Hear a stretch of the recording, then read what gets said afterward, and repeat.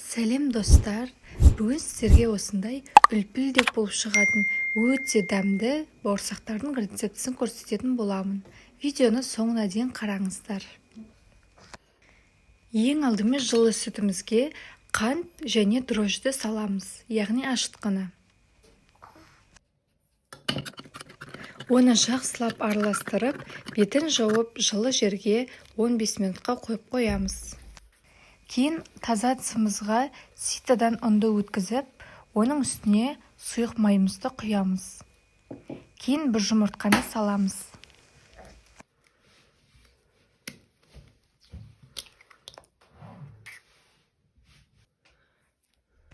Жұмыртқаны салғаннан кейін жақсылап тұрып араластырып аламыз.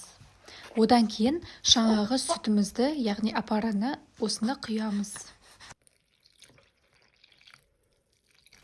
Осы видеода көрсетілгендей, мен ең бірінші жартысын ғана құйдым. Содан кейін жақсылап араластырып, қалған жарты бөлігін құямыз.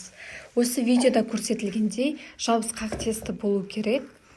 Кейін оны үстелдің үстіне қойып, қайта илеуіміз керек. Шамамен 10-15 минутта илейміз. Сол кезде біздің тестіміз өте жақсы, қолға жабыспайтын, жұмсақ болу керек. Илеп болғаннан кейін, оны қайтадан ыдысымызға салып, бетін жауып 20 минутқа қойып қоямыз. 20 минуттан кейін қайтадан аламыз, бір қайтара илеп жібереміз, содан кейін бетін жауып, тағы да 40 минутқа жылы жерге қоямыз.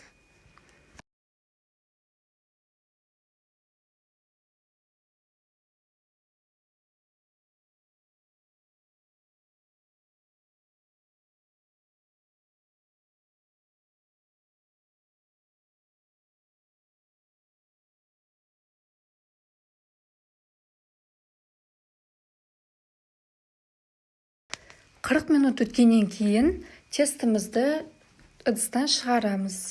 Үстелдің үстіне қойған кезде мүлдем илемейміз, бірден сол қалпында үнді сеуіп жіберіп, оқтаудың көмегімен жайып шығамыз.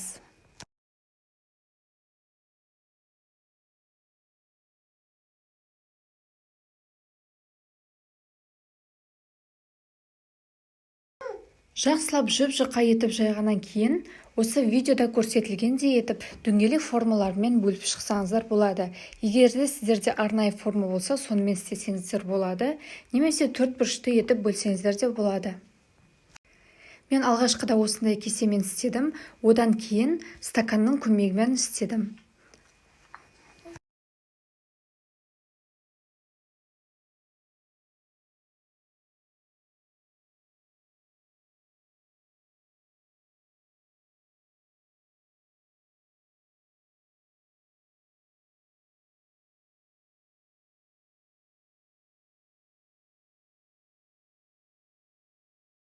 Дайын болған қамырларымыздың бетін жауып қоя тұрамыз.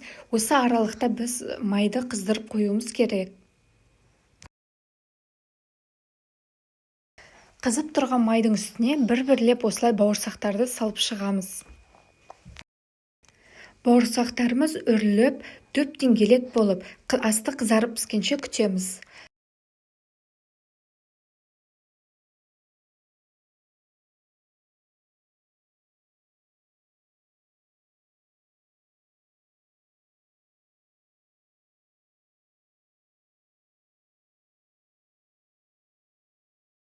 Құрметті көрермендер, егер сіздерге осы видео пайдалы болып жатқан болса, каналымызға подписаться етіп, лайк басып, комментарий жазуды ұмытпаңыздар. Алдағы уақытта пайдалы өте көп рецепттер шығатын болады. Соларды жіберіп алмас үшін колокольчикті басуды ұмытпаңыздар.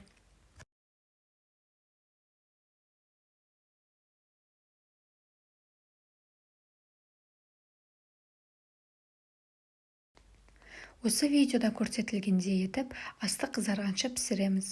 Асты қызарғаннан кейін барлығын екінші жағына аударып шығамыз.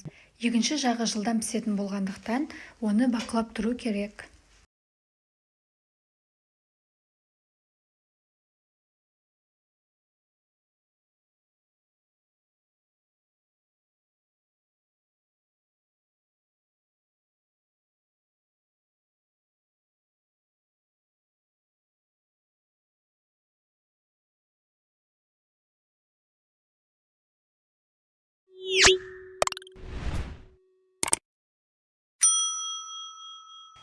Сонымен біздің бауырсақтарымыз дайын.